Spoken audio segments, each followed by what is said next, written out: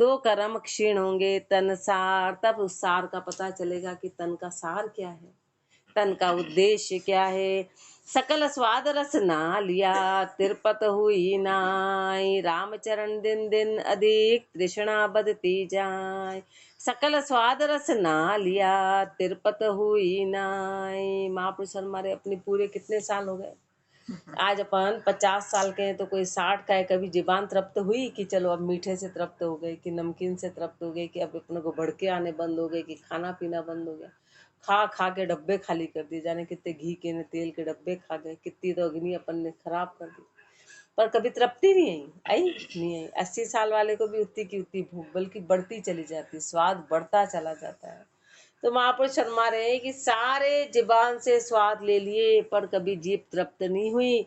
इसलिए महापुरुष शर्मा रहे तो दिन दिन अधिक तृष्णा बढ़ती जाए। इसलिए जब जैसी बुढ़ापा आता जाता है तो तृष्णा और खाने के बढ़के बढ़ते हैं, खत्म नहीं होते कि खा लो खूब खा लो खूब खा लो, कि भड़के आना बंद होंगे तो भड़के आना और डबल हो जाते हैं, डबल हो जाते हैं।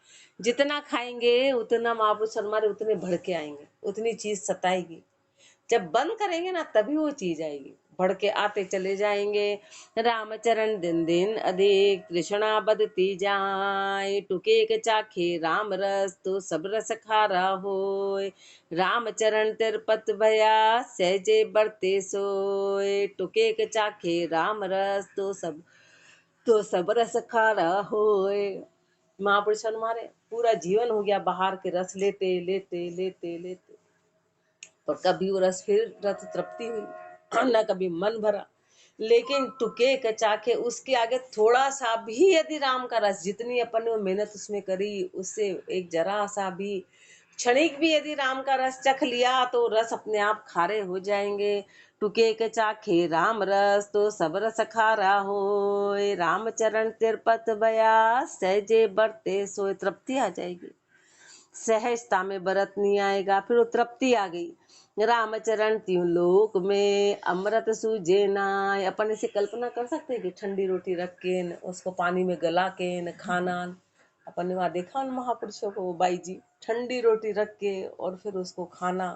अपन कल्पना से अपने मन में उपके आने लगते, अरे राम पानी से कैसे गला के खाए। अपन कल्पना करें और उपके आने लग जाएंगे, तो सोचो अपना मन कितना माया में होगा है। उस कल्पना से भी मन में उबान आ जाती कि अरे अरे अरे अपन तो ऐसा नहीं कर सकते कि उस रोटी को पानी में चूर के और ऐसे खा लो, कर सकते हैं ऐसी कल्पना। पर उन महापुरुषों के लिए राम का नाम इतना प्रिय था कि उनके लिए सब चीजें फीकी थी। और अपने लिए ये 56 भोग इधर वाले हैं ना, इसलिए राम का नाम अपने लिए बहुत फीका है, अपने लिए राम का नाम फीका है और उसका महत्व है। और उनके लिए वो रस फीके हैं। महापुरुषों ने कितनी की राबड़ी बना के पी गए, हो गया अपना काम। कुछ भी आया आटा घोल के भी उनको किसी ने दे दिया तो उनको धन्यवाद दिया, अरे वाह आज तो चबाना ही नहीं पड़ा, चलो वह आटा ही पी गए। अपन ऐसी कल्पना भी नहीं कर सकते, और कल्पना करे तो मन में उपके आने लगते, अरे राम कैसे खाएंगे इसको। तो सोचो अपने मन का रस कहाँ पर है। टुके के चाखे राम रस तो सब रस खारा होय। रामचरण तिरपत बया सहजे बढ़ते सोय। रामचरण तिहु लोक में अमृत सूझे नाय। राम शब्द अमृत बसे जासु अमर होई जगमाय। रामचरण तिहु लोक में अमृत सूझे नाय। महापुरुष हमारे तीनों लोकों में अमृत तो अपने को सूझता ही नहीं कि अमृत है क्या। राम शब्द अमृत बसे, वो अमृत कहाँ है, वो अमृत राम शब्द में है। वो अमृत राम शब्द में जासु अमर होई जगमाई, जिससे कि अमर होंगे संसार में। जो रस पीवे शेष शिव सो देवन को दूर। रामचरण रस चाखिया राम भजन भरपूर। जो रस पीवे शेष शिव सो देवन को दूर। जो रस शेष जी ने पिया, जो रस शिव जी ने पिया, वो रस देवताओं को भी दूर है। अपन देवताओं को ऊंचा मानते हैं, महापुरुष फरमा रहे हैं वो रस देवताओं को भी दूर है। महापुरुषों ने वो रस चखा, राम भजन भरपूर, राम भजन भरपूर करके। अभी जो अपन टालम टोल कर रहे हैं वो भजन से हो रहा है। अभी जो अपन भजन कर रहे हैं उस भजन से किसी हालत में उसका चखना नहीं होगा, किसी उसके लिए तो बहुत मेहनत करनी पड़ेगी। अपने तो शरीर को भी थोड़ी तकलीफ नहीं होनी, थोड़ी भी कोई चीज सहन नहीं होनी, तो महापुरुष हमारे ऐसा नहीं है। राम भजन भरपूर करेंगे तो उस रस की प्राप्ति होगी। रामचरण व रस का सदगुरु पीवनहार, गुरु कृपा सुन शिख पीवे तो भूले तन की सार। रामचरण व रस का सदगुरु पीवनहार, उस रस के जो है वो सदगुरु पीवनहार है, खुद पीते हैं और फिर दूसरों को पिलाते हैं। सदगुरु पीवन हारे, और ऐसे गुरु की कृपा से यदि शिख पिएगा तो भूले तन की सार, तब जाके तन की सार भूलेगा। अपन तो तन की सार में लगे हैं, अपन तन की सार करते, अपन तन को महत्व देते। महापुरुषों ने कहा पर तन को क्यों महत्व दे रहे हैं? क्योंकि अपने को भजन का महत्व नहीं पता है। जब भजन का महत्व आएगा तो तन का महत्व खत्म होगा। देखो रस की प्रीत सु आग ईख को होए, रामचरण रस चूस ले तब छोई छिवे न कोए। देखो रस की प्रीत सु आग ईख को होए। महापुरुष हमारे गन्ने की कीमत कब तक है? जब तक उसमें रस। लेकिन जब गन्ने का रस निकल जाता है तो उस छोई को कौन छूता है? उसको डाल दिया जाता है। उसको कौन उठाता है? वो बगदा कहलाता है, वो कचरा कहलाता है। फिर वो गन्ना नहीं कहलाता है। इस कचरे को हटाओ, गन्ने को हटाओ कोई नहीं बोलता है, कचरा हटाओ, बगदा हटाओ, ये बगदा पड़ा है, भूसी पड़ी है। तो महापुरुष फरमा रहे हैं कि जब उसका रस निकाल लिया जाता है तो फिर उसमें कोई उसको कोई छो भी छिवे न कोई, उस छोई को कोई छिड़ता नहीं है। ऐसे महापुरुष हमारे रामचरण रस राम बिन छोई जो संसार। संसार कैसा है? राम के नाम के बिना उस छोई के जैसा है, उस छिलके के जैसा, यानी कि जिसकी कोई कीमत नहीं है, प्राप्ति कुछ भी नहीं है, उस छिलके के जैसा है। जे जन्म माता राम रस ताही को अधिकार, जे जन्म माता राम रस, जो महापुरुष राम रस में माता हुए, राम रस में लीन हुए, ताही को अधिकार, इसलिए उनको याद किया जाता है। और उनको याद करते से अपने मन में रस पैदा हो जाता है। आज अपन श्री महाराज का नाम लेते तो मुख में मिश्री जैसा स्वाद आने लगता है। महापुरुषों को याद करते तो वो अंदर अपने अपने आप ही उस रस का स्वाद आने लगता है। बाकी संसारी के और कितने ही बड़े किसी को भी याद कर लो तो वो रस की प्राप्ति नहीं होती है, मन में शांति नहीं मिलती है, वो रस नहीं मिलता है। इति रस को अंग संपूर्ण अंग 53, साखी 1320, अतः साखी सूक्ष्म मारक को अंग लिख्यते। रमतीत राम गुरुदेव जी पुनति हूँ काल के संत, जिनको राम चरण की वंदन बार अनंत। हरिमारग बहु सूक्ष्म है पैसे फोरा होए, रामचरण शिर भार ले बहुता सुण्या न कोय। हरि मार्ग बहु सूक्ष्म है पैसे फोरा होए। महापुरुष माने रास्ता किसका है? चींटी का। अब अपन हाथी बन के निकलना चाह रहे हैं तो बताओ हाथी कैसे निकल सकता है? चींटी के मार्ग से। ऐसे हरि का मार्ग बहुत सूक्ष्म है, उसमें फोरा होके, फोरा का मतलब हल्का भी है, फोरा का मतलब खाली भी है, फोरा का मतलब बारीक भी है, फोरा का मतलब सूक्ष्म भी है। उसमें वही घुस पाएगा जो इसके जिस रास्ते के बराबर होगा, फोरा होगा। बोलते ना फोरे हो गए, हल्के हो गए।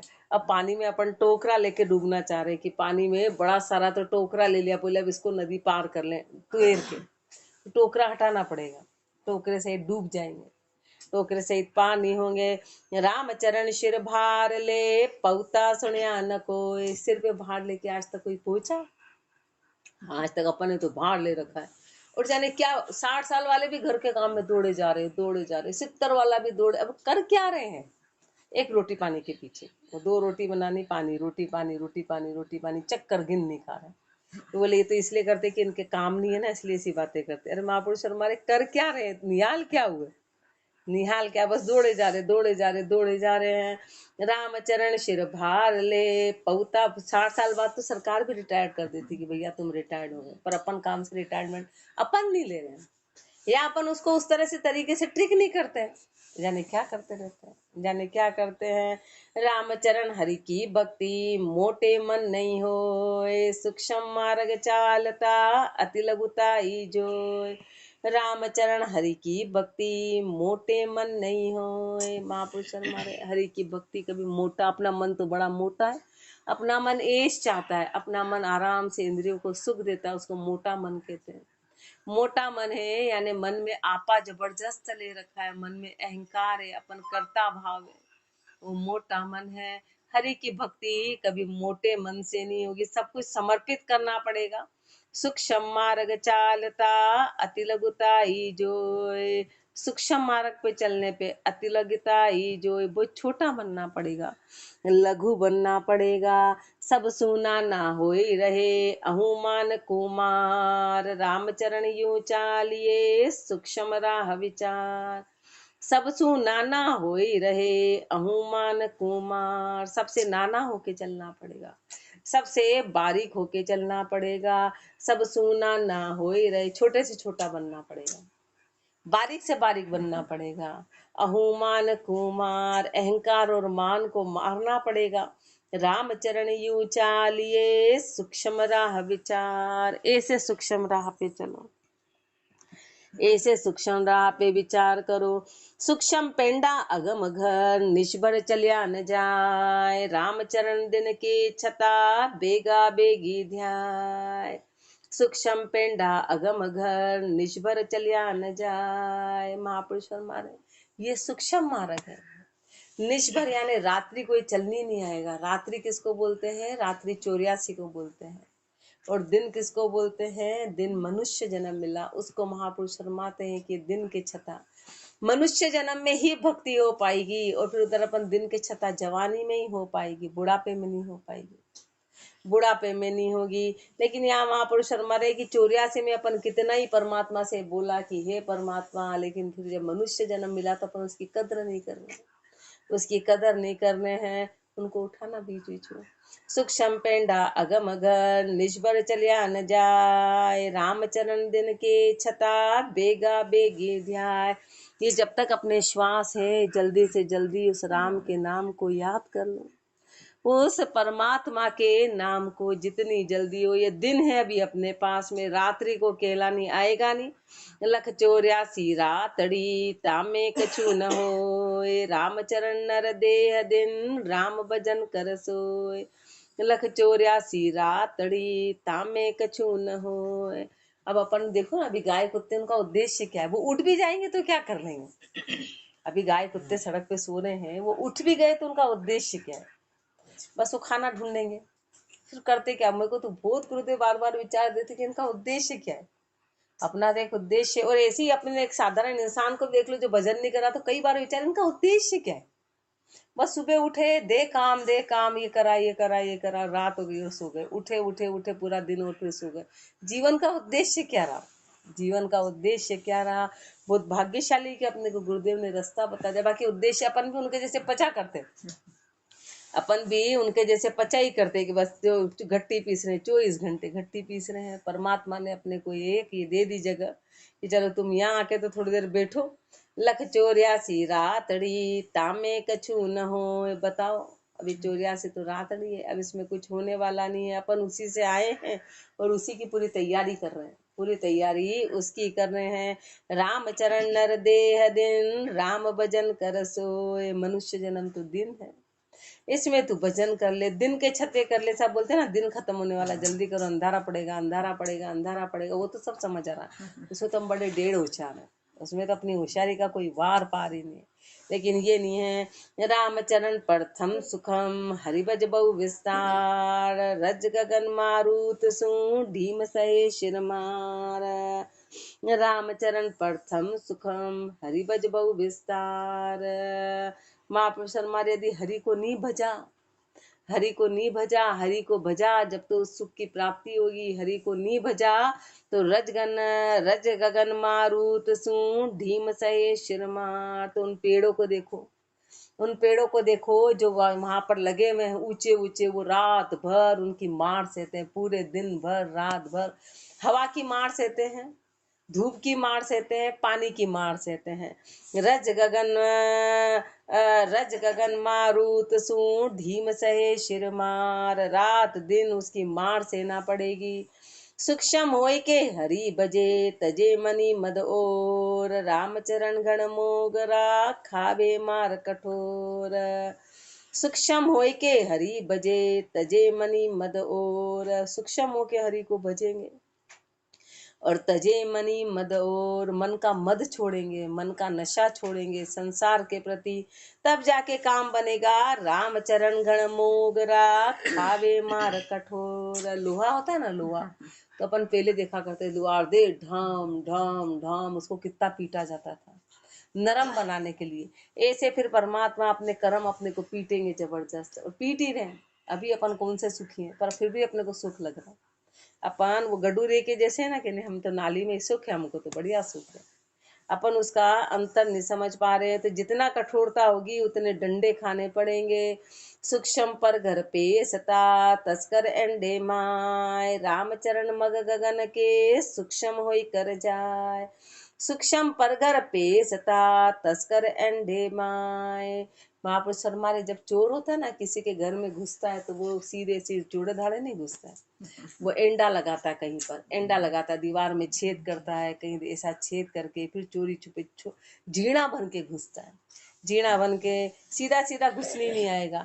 ऐसे उस परमात्मा का भी घर है, रामचरण मग गगन के, सूक्ष्म होई कर जाए। अपन तो मोटे सारे बने हुए, तो उसके अंदर घुसेंगे कैसे? वहां पर सूक्ष्म होके घुस नहीं आएगा। परमात्मा का मार्ग बड़ा सूक्ष्म है, बड़ा ही झीणा से झीणा है।